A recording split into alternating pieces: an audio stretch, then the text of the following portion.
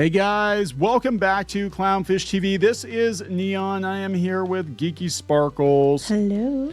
We're going to talk about more layoffs to hit the gaming journalism industry, gaming news industry, and yeah, now it's TheGamer. Remember TheGamer that wrote such articles like Games Media has failed the Hogwarts Legacy test because the editor was trans and you were supposed to boycott Hogwarts Legacy and it didn't work out that way. Yes, I do remember. Yeah, I can't imagine why people stopped reading TheGamer. But look, it's just indicative of where things are at right now. This other article, same website, by the way, Video Game Chronicle. More than 1,200 game journalist jobs have been gone in the last, gotten gone in the last 2 years. They're saying people are leaving. They're not leaving willingly. They're getting I think some are leaving because they see the writing on the wall and they're trying to jump to other things. But I think a lot of them just, they got, gone. They got gone. Downsized, So we're gonna talk about all this because this is just kind of where everything is at right now. News websites like IGN, they're dying. I mean, let's be honest. Everything is changing right now, and it's not just AI. It's not just Google. I think it's also preferences. I think tastes. I think people are more interested in podcasts and video than they are in social media accounts and people, that they actually like, than they are going to some like super site and getting a whole bunch of hot takes, ad riddled hot takes. I'm sorry, I just think it's funny. This author had to make sure they put the picture up of all their badges, like, I'm an authority. Yeah, we got a lot of those too. A lot of ours have Mickey Mouse on them, but anyway. Yeah. Let's talk about this because it's not going to get better, and it's not just video game websites. It's also pretty much any website at this point. I mean, when you've got major media outlets like MSNBC and CNN hurting, it's pretty bad, right? I mean, it is. People are getting their news from social media now. They're getting their news again from individuals. And, the days of these organizations being a thing, I think, are winding down. I think you'll have like IGN. I think you'll have like a handful of bigger outlets that survive. But at one point in time, we probably had like 300, 400, freaking video game sites out there. And it's like, how many do you need? Right. Yeah. It's just correcting itself. The market will shrink to meet demand. Yes. And the demand is low. People don't want this anymore. And now I'm waiting for the article to come out like, gaming journalists lost their jobs and it's all because of GamerGate. Oh, no, that's coming, I'm sure. I'm sure it's already out there if you look, yeah. The last journalist left will be like, GamerGate, damn you, GamerGate. Yeah, because it's always everybody else's fault, not their own. So let's talk about this before we get into it any further. Please subscribe for more pop culture news, views, and rants. Guys, you'll get a woohoo if you do. Woohoo. So I think we'll start with the where things are at right now. And these are both, again, coming from Video Games Chronicle. And then we'll talk about TheGamer in particular. But, yeah, I mean, look, just to give you an idea, this wasn't, I thought it was TheGamer, it was Wired. But Wired, because they were biased against J.K. Rowling because they did not like her politics, gave Hogwarts Legacy a 1 out of 10. They actually published that. Right, because they were just article. mad. And they keep using it, like, over and over again as a justification. Like, Hogwarts Legacy. It's just, Hogwarts Legacy. I would say Hogwarts Legacy probably backfired. Well, I think that's a justification for getting rid of them. Yeah, I think that showed just how biased they were, that they refused to cover Hogwarts Legacy objectively because they did not like J.K. Rowling, even though she herself did not have a lot to do with the game. She really had nothing to do with the game, from my understanding, but they tried to get people working on the game canceled, and anybody that played the game, they tried to get them canceled from their clicks, and it didn't go very well. How insane is that? Because you're mad at the person who created the story, not even the game, not even the people that work. You tried to get all these people fired. You tried to get all these people put out of work. You went after voice actors and things and tried to, cause them problems, personal problems, because you were mad at one person who developed the original story that this was, loosely based on. Yeah. I mean, that's how insane. But don't you dare go after them because, no one cares about their feelings and everybody's trying to ruin their lives. But then they actively go out and try to ruin people's lives on purpose. What is so weird about it is that they go after people working in the game industry, right? Because they can control that. But you don't see them going after, again, Lego or Mattel or these, or they probably Universal. do, but they don't get anywhere. No, they probably laugh at it. They but laugh don't at get it. anywhere. Yeah.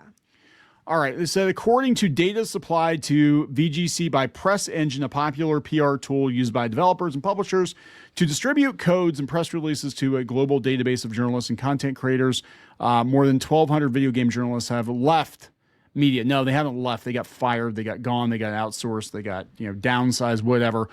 More than 600 journalists who regularly covered video games at major outlets around the world have disappeared from their database in the past 12 months. Jeez, imagine that. Well, yeah, I mean, did they disappear or did they just because I remember there was different gaming companies that refused to give out codes to certain people. So did they get deleted out or did they willingly take themselves out? I think they just got gone because remember, a whole bunch of those websites, gaming websites, got bundled up and sold to IGN. A bunch of them got shut down. Redundancies, yeah. Yeah, and it's just, it's not viable anymore. It really is not a viable career path. And the people who are actually going to make it, they go out and they start their own podcast or YouTube channel or something like that, or Substack, and people support them directly. But, a lot of these people just don't have what it takes to make it on their own. And then even some of the people that went out on their own, I think it was Second Wind. There's a whole bunch of people that were, gaming journalists from other outlets, and then they were having problems and they were fighting with each other. And it's like, geez. Yeah, but I give them at least credit. I don't have to agree with you, but I can give you credit for the fact that you actually tried and put your money where your mouth is. You tried to do something. It's the people that go into warm seats and act like they built everything and they're owed everything, and it's only their opinion that matter. I have a much bigger problem with than people who I'm not getting where I want to be here. I don't agree with their opinions, but they're going to go try on their own. I'll give them credit because at least they try it on their own. It's hard. They find that out real fast, but they tried on their own. So they're talking about the tier 1 publications. Those are like the professional publications, right? The global pool of game journalists has declined 25% in just 2 years. The vast majority of these departures were from specialist games websites like IGN, Polygon, or GameSpot, and you're going to have to add TheGamer to that list. They said, if amateur, part-time, or freelance writers are included, the number of departures from the games media swells to more than 4,000 people since October. It doesn't work. It doesn't work. No one's reading these half the time. There isn't enough work for these people, and I think a lot of journalists either moved on to something else or they went and got another job. Yeah, they said that there's been a significant drop in the number of people writing about video games, either because they've chosen to change professions or been affected by the wave of redundancies that have hit most. See, I didn't even read this. Yes, just like we said. Hit most major game publications. It's almost like common sense. Like the game industry itself, publications that cover video games have been rocked by a turbulent market since the highs of the COVID-19 pandemic. Oh, no. Yeah, well, okay, that's... Yes, and no. Kind of, sort of. COVID-19 drove things up and people were stuck at home. But this went back down to normal levels afterwards. It's just that there was a bunch of people hired to cover it when people were stuck in their houses. And it's what happened with Hollywood. They greenlit too many things. Yep. And then when everybody went back home, they didn't have the audience for it. So you might have brought a lot of people on and there wasn't the audience for it. So it normalized. And then, like you said, people are getting replaced by other people doing podcasts or videos or whatever, because everything you used to get there, you can get walkthroughs on YouTube and see it firsthand. And then you have the whole point where people were just using it for their own personal opinions, like giving it a 1 out of 10 for Hogwarts Legacy and not being fair or doing their job in doing it correctly. So people got tired of, I'm going to read a PlayStation 5 review where we're going to hear about, how I hate capitalism and Trump. I know, right?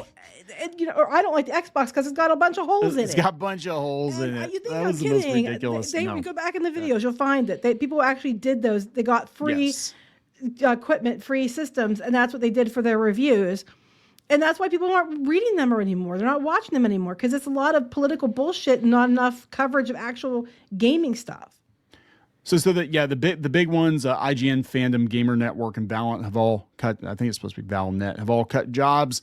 According to Press Engine co-founder Gareth Williams, the most significant contributors to job loss in the games media are an overall shift toward covering the biggest games, because that's what people were searching for, right? Resulting in increased competition for those who remained, and harmful changes introduced by the Google search engine. Oh, they're just flat out saying it now, right? We told you guys this. Google did a lot of shit, and it was basically screwing up websites. They were destroying websites. They were losing their traffic because of their AI and other things. It's been an ongoing issue.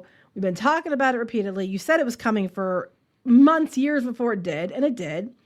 And it's just, so apparently it's affecting them too. Yeah, they're talking, fan-led media is kind of the way forward, but you have to support those people directly. There's a whole bunch here. But the thing is, a lot of these places came from fan-led journalism. Yeah. Like, they originally were fan things, and then corporations bought them all out and tried to own them. And like, I know a lot of studios were buying sites trying to use it as their mouthpiece or whatever. We've done that before, where a lot of these different places are owned by the same companies. Valnet's one of them. Valnet's one of the worst offenders. Valnet. Yeah, Valnet. They tried to threaten us. It was great. They threatened us with legal action because we were critical of them. Yes. Yeah. It's amazing. There are other people in this space, that have threatened us with legal action for being critical of them, but I'm not going to talk about that. Yeah. Or pointing out the truth of something. Yes. I know, right? Putting out truthful statements. Yeah, I know. How dare you? I'm going to sue you.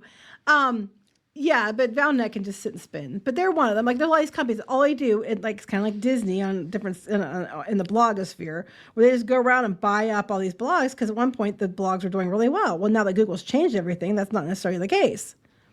Yep. So this person said that, this is Alex Donaldson, who's been doing this for a while, said that, yeah, reader habits have changed. The layoffs could have been avoided with better management of their media businesses. They hired a bunch of people, paid them way too much money, and let them do whatever the hell they wanted to do. Yep. And the video game industry, the AAA gaming industry, which, kind of props all this stuff up, it is also imploding. So it's kind of hard to have a business writing about big AAA video games when nobody gives a shit about big AAA video games anymore. Not just that, Nintendo was deliberately not giving outlets review copies because they were just like talking shit all the time. And stuff. Yeah, all the time, yeah. So even when the big AAA game companies and stuff aren't giving you copies, what are you supposed to? You have to buy it yourself. They were having a meltdown about that. You mean I have to go buy my own game? I'm not a pleb. It's the whole thing's funny. Now he's saying that he doesn't even think the earthquake is hit yet. He's like, we've seen so many people be shaken out. He said, my expectation is that games media will continue to shrink for at least the next 12 months. Okay. I agree. Any earthquake has aftershocks. I'm currently not even convinced we've hit the grip of the main earthquake yet. This might just be the foreshocks. So he said, I don't think it's just going to impact gaming journalism. It's going to be all journalism. I think pop culture journalism in general. Yes. Across the board. I really do. This is what we've been saying. Because remember, 10, 12 years ago, all these companies went on a buying spree. They all started buying these blogs, starting up blogs. It was all about blogs, social media accounts, and influencers and all that stuff. And then we basically had way too many that were clearly bought and paid for. I mean, Nerdist got bought up. They all got bought by studios, like you're saying, or corporations, and they lost their voice. Like, the reason people started these sites in the 90s and early 2000s is because they actually liked the stuff they were talking about. And then these corporations came in and said, hey, that's advertising. We'll buy this and then website. They bought them up and then put people in that were, they were all about the platform being used as their mouthpiece. Yep. And then you just drove half your audience or, people that just want entertainment away. Because you got these people sitting in these seats that they didn't, that were warm seats they didn't build, you destroying the whole thing around them, and they let them do it because they needed content. And out that time, outrage got clicks. They let them be out, and then they just chased the audience. Yeah, and that's what they did. They chased the outrage. BuzzFeed, their entire business model was based on Facebook and clickbait, and and then the audience is left because they got tired of it. They got tired of it, and a lot of people aren't going to websites anyway because the ads are intrusive, and it's a lot of work. It's easier to just listen to a YouTube video or a podcast than it is to go out to a website. But this person's like, yeah, you're going to have to probably go behind a paywall because the advertising is drying up. Everybody is. It's really everybody is. And we know a lot of people in this space. We work in this space ourselves. We've been telling you for, my God, 2+ years, 3 years now that this was coming. That this was coming. That this was going to be the end of pop culture journalism. And the only people that are going to do it are the people that really care about what they're talking about. It's going to go back to fan journalism. Where it started. It's going to go full circle. Thing. Yeah, it's going to go full circle. And honestly, I mean, it kind of sucks in some ways, but in the other ways, I'd rather go back to that because at least then you're getting authentic voices. At least then you're getting people who actually are doing things and playing it, and they're giving you their honest opinions, and they're just more believable and realistic than the people you've been being told what to think by certain people, and being like, boycott a game because we don't like J.K. Rowling and giving a 1 out of 10 and stuff, instead of just people just giving it fair, honest reviews, and because they themselves are fans. I think that's actually a good thing. Yeah. Now it's a good thing. Yeah. It's like these websites, top 10 reasons why these websites need to shut down and why that's a good thing. Yeah. So yeah, I know, right? So sorry, it took me a second. I got that. They're talking about the gamer in particular, and that's what he was kind of talking about. He said, yeah, just this week I know a bunch more people got laid off. And this is video game journalism dying part 503. Like it's every other month now because there is no future. Like I said before, I want to be very, very clear on this. If you're in this space and you don't actually like this stuff, you don't actually like video games, you don't actually like comic books, you don't actually like movies or whatever, there is not going to be a future for you. If you're just chasing the algorithm. Grifting. If you're, oh my God. I hate using that term because I hate that term. But yeah, a lot of them are. Yeah. There's some truth to it. There are a lot of people who are only in the space because they think it's going to get them someplace. And for the longest time, we had them in comics and video games, whatever. They thought they were going to get into Hollywood or into an outlet like the New York Times if they just, spent their time sticking it out in the minor leagues doing these video game articles and stuff. And that's how they're going to network to get. And for some people, it did work. But then once they got there, they choked. They couldn't actually handle it. Right. But I think the audience too, you have to remember, I think people just look for authenticity now, and they're tired of everything being so fake and everything being so polarizing and everything being about that you come in thinking it's about one thing and then you get a lecture on, consumerism or something like that. Yeah. I think people just look for authentic voices and they want to be with those people because they want someone who's going to tell them the truth and they value their opinion. And I think that's what people want is authenticity. So yeah, and that's just it. And people can smell it, like especially gamers, especially nerds. I can smell it. they know that you're not really into this shit. Like if you start talking and it's obvious you don't know what the fuck you're talking about, you're gonna get called out. You are, and that's why so many of these outlets have been dragged for so long by gamers. And they're like the bigots and the Nazis. It's like no, just the average gamer knows you're full of horse shit and you're absolutely positively a tourist. I mean, look at Rachel Leishman, and they always project too, like was accusing of Gary from Nerdrotics of being a Doctor Who tourist. And he's got a whole damn room full of Doctor Who stuff. I know. That's their new thing. If they don't like your opinion, you're a tourist, even though they clearly are a tourist. They just changed the terminology. So now so this is about editorial. What happened? Yeah. Here? So this is today, Wednesday. Several former members of TheGamer, their editorial teams took to social media to announce they've been laid off, according to multiple former employees speaking anonymously. Entire section teams have been decimated. We knew this was coming. They've been consolidating these websites.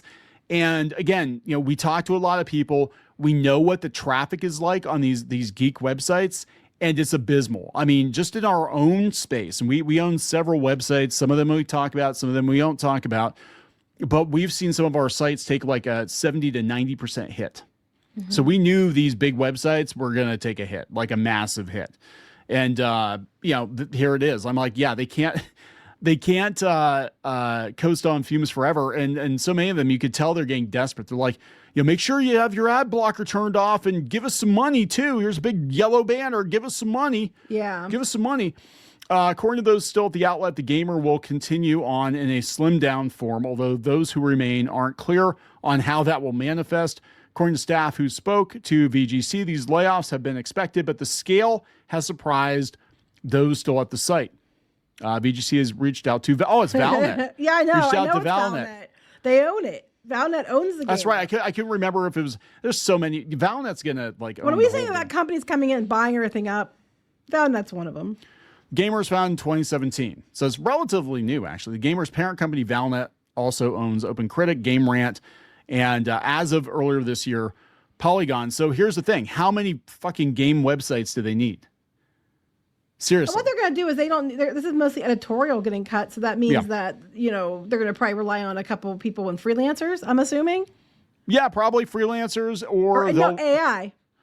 Yeah. Well, I know that there was a big controversy that Valnet was really pushing AI because I remember there were some people that quit CBR, and that's another comic book resource. It used to actually be a really good comic book fan site with a really good forum, and then it got bought by Valnet and turned into yet another flavor of whatever nerd site. Oh, I'm sorry, Valnet. Yeah. I'm sorry. Which I'm shocked that they're. I gotta tell you, I am shocked that Valnet's hanging in there because they own so many of these websites, and I know they're not doing well. But they're probably looking at the redundancies like we're competing with ourselves. We've got like 10 different websites cranking out the same shit. We're competing with ourselves. We might as well just, get rid of a few of them. Plus, the money's not there. We had, we're talking to people and they're like, yeah, it's bad. There have been entire articles. So let's have to roll them together. It'd be like Ranty Gamer gone. Ranty Gamer gone. Mm-hmm. Yeah, the ranting gaming journos are gone.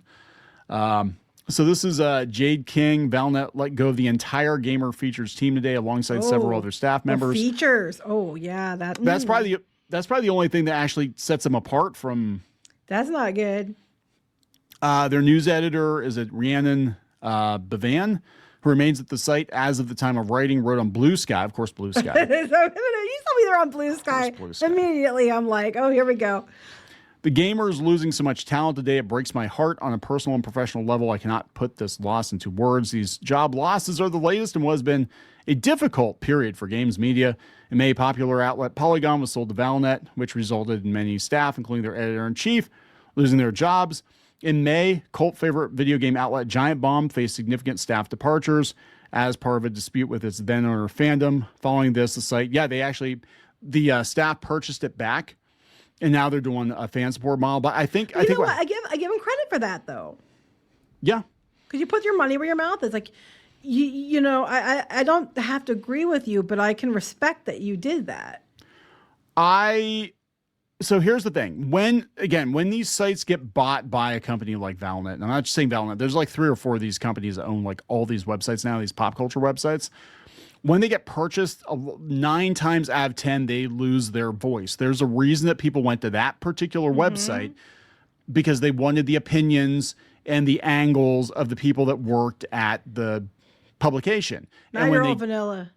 Now they're all vanilla. Now, like I said, you can't tell the difference between CBR, Screen Rant, Game Rant, Polygon. They're all the same. Well, a lot of people across their like different Slack channels and stuff, they coordinate articles. We've talked about it before. Yeah. Because they're all on the same Slacks because they're all across the same company.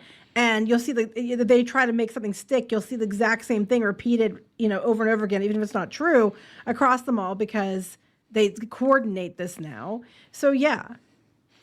So the IGN and Gamer Network, and they own Eurogamer Games Industry Biz and VG 24/7. They've experienced job losses in the past year as well. They're all firing people. I mean, it's just over. Like, I don't know what to tell you. I think 99% of these pop culture websites are going to get gone, and we're going to go back to, like you said, fanzines, fan-supported media. Well, I think 99% of these people are on Blue Sky, which is maybe part of the reason they got gone in the first place. But that's a whole other story. Well, I mean, too, you got to realize people are losing interest in what they're talking about, right? I mean, it's kind of hard to run a Star Wars fan site when there aren't nearly as many Star Wars fans as there used to be. Or, again, a website with 2016 talking points talking about the AAA game industry, which gamers are actually rejecting right now. It's kind of hard to make a go of it. You know what I'm saying? Yeah. Comic book sites have been decimated because nobody gives a shit about the modern comic book industry. As evidenced by the sales. As evidenced by the sales, right? And they keep trying to cover for it. But I'm like, there used to be a ton of healthy comic book websites that got a bunch of traffic and had very healthy forums. And now, they've got some, subreddits or whatever where people talk about stuff. They talk about stuff on TikTok, but like there's only like 3 or 4 actual comic book news websites left, and I'm convinced that they're all being run as a hobby because there's no damn money in it. Probably. But at least if it goes back to being a hobby or a fan site, it's going to be more authentic. You might not have to agree with their opinion. You might not like their flavor, but at least they're going to be more authentic. That is true. All right, so we're going to wrap this up. Yep. There we go, guys. The end is near. The end is near for all of this stuff. So hopefully we can go back to normal soon enough. Please subscribe for more pop culture news, views, and rants. We'll talk later. Bye. For more pop culture news, views, and rants, go to news.clownfishtv.com. That's news.clownfishtv.com.